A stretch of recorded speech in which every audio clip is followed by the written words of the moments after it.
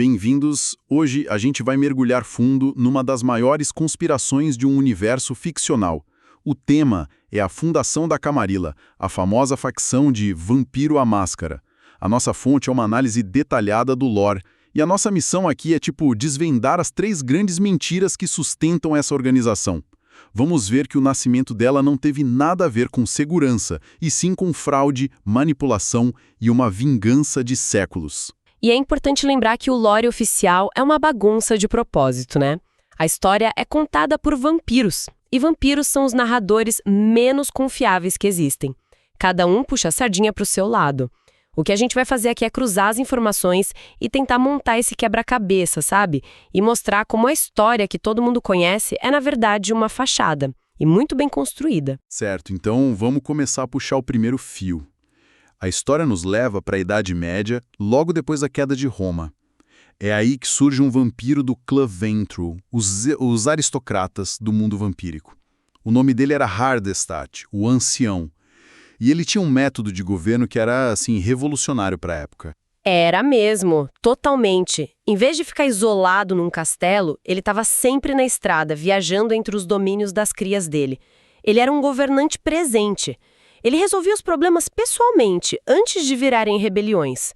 Isso criava uma lealdade absurda. Pensa que no sistema feudal a pessoa mal viu o suzerano. Com Hardestat, o chefe estava sempre ali, por perto. Era um sistema ágil, pessoal, muito mais eficiente. E uma das regras de ouro dele, talvez a mais importante, foi a máscara. A lei de se esconder dos mortais. E isso se provou uma jogada de mestre quando a Inquisição começou a ganhar força. Lá no século XIII, os seguidores dele estavam bem mais protegidos. Exatamente. Ele viu o perigo muito antes de todo mundo. Mas claro, tanto sucesso gera inveja, gera inimigos, e o principal inimigo era o movimento anarquista. Uma revolta gigantesca de vampiros jovens contra o controle dos anciões. E a líder dessa revolta, uma bruxa chamada Patrícia, virou a grande nêmesis do Hardestat. E é aqui que a história oficial e a verdade começam a se separar de vez. A versão que a Camarilla conta é que a Patrícia e os anarquistas fizeram a emboscada para ele na Espanha. Na luta, ele foi ferido gravemente, mas conseguiu escapar. O pânico de ver um ancião tão poderoso quase morrer teria sido estopim para a união dos outros anciões. Só que essa história é a primeira grande mentira. A fonte que a gente analisou deixa muito claro. A Patrícia não quase matou Hardestat. Ela conseguiu. Hardestat, o ancião, o grande arquiteto, foi destruído naquela noite. Ela o diablerizou, que é o ato supremo de heresia vampírica. Peraí, diableria é o ato de consumir a alma de outro vampiro, né? Tipo um canibalismo espiritual para roubar o poder da vítima. Exato, é o pecado capital. E a Patrícia cometeu. O fundador do que viria a ser a Camarilla foi morto pela maior anarquista de todas. Então, como a organização existe, a resposta é uma fraude. Uma fraude espetacular. Os Ventru, desesperados para não perder o projeto, acharam uma cria do Hardestat que era fisicamente idêntico a ele. Um sósia. Um sósia perfeito. Eles o colocaram no lugar do mestre morto e o batizaram de Hardestat o Jovem. A Camarilla não nasceu de um susto, ela nasceu de uma farsa. A figura que uniu os clãs era um impostor desde o primeiro dia. O próprio livro da 3ª edição do jogo sugere isso, sabe? De como os Ventru escolheram o impostor. A fundação inteira é podre. É genial e aterrorizante ao mesmo tempo. Essa habilidade de conectar os pontos, de perceber a mentira e bolar um plano audacioso para manter o poder, é uma coisa fascinante. Com certeza, a mente que gosta de juntar essas peças, de lembrar de detalhes, de traçar estratégias, geralmente se destaca em outras áreas. Tem uma conexão muito clara entre quem gosta de RPG e habilidades como pensamento crítico, uma forte inclinação para a leitura. Exato. E esse perfil combina muito com quem estuda para grandes provas, né?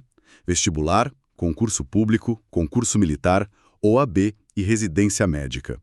É o mesmo princípio, absorver muita informação, achar padrões e aplicar o conhecimento de forma eficaz. Se você é estudante e quer se preparar de verdade, entra agora em medicolb.com.br, baixe o app e aproveita o maior banco de questões do Brasil com provas anteriores de todas as instituições, questões comentadas, resumos práticos, aulas completas e flashcards prontos para revisar onde quiser. Mas, voltando aqui para nossa conspiração, a gente tem um problema de tempo, né? Exato, era isso que eu ia perguntar. Se o Hardshad foi morto por volta de 1240 e a Camarilha só foi fundada quase 200 anos depois, em 1435, o que aconteceu nesse meio tempo? O impostor não ia conseguir manter a farsa por 2 séculos sem um grande evento para forçar essa união. Exatamente. A farsa podia manter o legado dele vivo, mas não era um catalisador por si só. O verdadeiro catalisador foi um medo generalizado e, como a fonte aponta, um medo cuidadosamente orquestrado.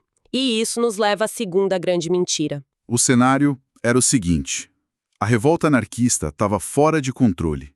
Jovens vampiros caçando seus mestres por toda a Europa. E para piorar, Constantinopla, a grande cidade vampírica do Oriente, caiu. O pânico se espalhou. Os anciãos realmente acharam que a Gehenna, o Apocalipse, estava batendo na porta. E esse medo foi a oportunidade perfeita para um clã que até então era, marginalizado. Os Tremere, eles não eram um clã original, né? Eram magos humanos que roubaram a imortalidade. Ninguém confiava neles. Eles precisavam de um jeito de se tornarem indispensáveis. E como eles fizeram isso? Com uma campanha de desinformação brilhante. Um dos líderes deles, Etrius, começou a espalhar o que a fonte chama de a grande mentira. Ele dizia que o clã assamita, os assassinos do deserto, não eram só mercenários, mas um clã inteiro de infernalistas e diableristas, que precisavam ser exterminados, pela segurança de todos. Eles criaram um inimigo externo, um bode expiatório para unir todo mundo. Eu diria que eles se posicionaram como a única solução. Foi uma jogada de mestre. Eles não só criaram o bode expiatório, como se ofereceram como os únicos com poder arcano para conter essa ameaça. Amarraram todos os outros clãs a eles. Em uma única jogada, eles saem da margem e se tornam um dos pilares da nova ordem mundial. Então os Tremere conseguiram o que queriam. Uniram os anciões. Mas para solidificar essa aliança, a Camarilla eles precisavam de um ato final. Esmagar a oposição. E eles decidiram fazer isso num evento que deveria ser uma negociação de paz, mas que virou um banho de sangue. A Convenção dos Espinhos. Exatamente.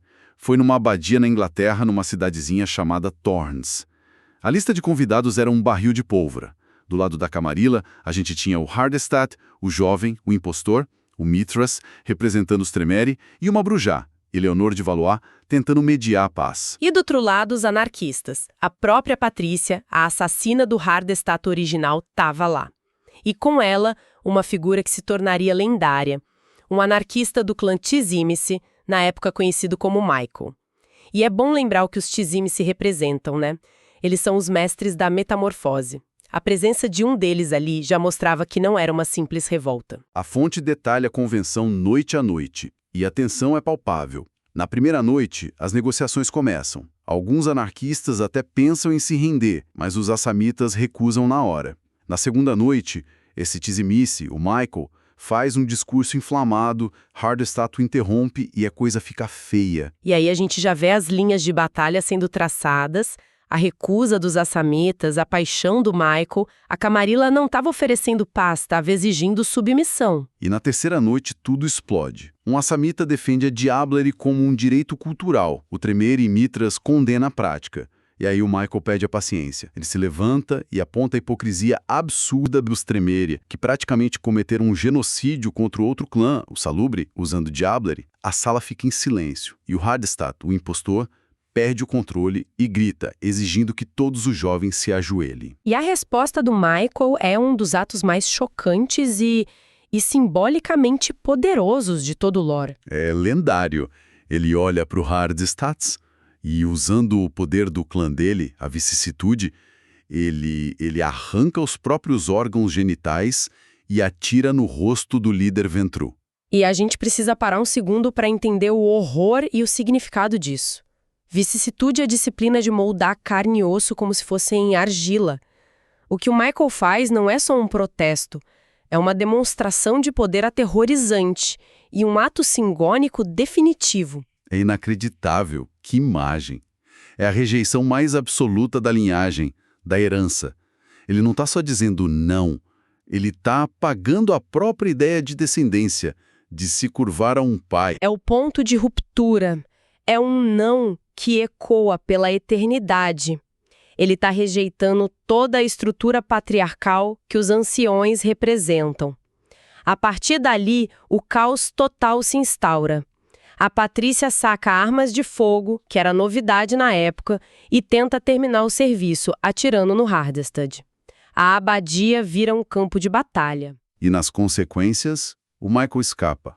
Ele abandona o nome antigo, passa a se chamar Sasha Vaikos e vira um líder da facção inimiga. Num ato de fúria, ele e os seguidores destroem a cidade vizinha. Os humanos que sobrevivem descrevem o massacre como um sabá de bruxas. E assim, sem querer, batizam o sabá. E o destino da Patrícia é uma das maiores ironias da história. Ela foge para as Américas. Lá, ela adota o nome do antigo amante mortal, Tyler. E, décadas depois, ironicamente, ela se junta a Camarilla em Chicago, escondendo identidade. A maior anarquista de todas, a mulher que matou o fundador da seita, passa a viver sob as regras da organização que ela mesma ajudou a criar. Ok, então vamos organizar as ideias. A gente tem uma fundação construída sobre um líder impostor e uma crise fabricada. Isso já é um castelo de cartas. Mas a fonte sugere que a conspiração é ainda mais profunda. E se o próprio Hardestad original fosse só mais uma peça num tabuleiro muito maior? É que ele era a face de um projeto, mas não o cérebro. E o cérebro por trás de tudo seria uma figura muito mais antiga e com uma motivação pessoal. Vingança. A fonte apresenta a teoria de que o verdadeiro fundador da Camarilla, agindo das sombras a um Matusalém ventro chamado Lysander. Lysander. Ele é famoso pelo ódio mortal que ele tem do clã Bruja, não é? Eles os culpam pela destruição de Cartago. Precisamente. E as evidências são convincentes. Primeiro, o motivo. Lysander tinha todas as razões do mundo para querer criar uma sociedade militarizada, focada em lei e ordem, para esmagar os Bruja e os anarquistas.